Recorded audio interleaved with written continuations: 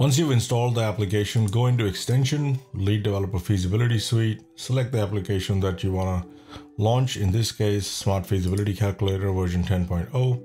Version 5.0 is still there, but after a while this will disappear because we are phasing it out, because the version 10 now supersedes version 5. We had a few other versions that are not here at the moment. So once it is launched, you'll see a sidebar that's open that says Smart Feasibility Calculator. And to create a new project, all you do is toggle this button right here.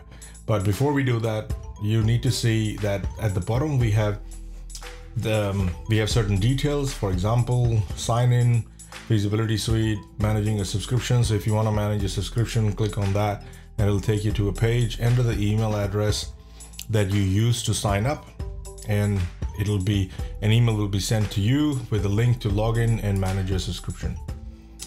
It also, because I have lifetime subscription, it says lifetime subscription, but if you have an annual subscription, it will also say the date when your subscription expires. So let's create a new project. We've got new project toggle button, just toggle that, wait for this thing to subside, because a pop-up window would pop up right now that will say, hey, we are opening a new sheet, please wait.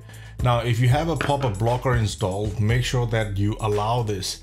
Otherwise, you will not be able to create the new sheet. So this is your new sheet, and all sheets with Lead Developer Feasibility Suite, they have to run when the extension or the add-on that you're using is open on the side over here. If that sidebar isn't open, none of the calculations will take place. So sometimes people say, hey, we are changing all the values, but the application is not doing anything. Is because you do not have the sidebar open for that application. Now it just needs to be open, that's all. There's not a lot. There's just a save and refresh button here.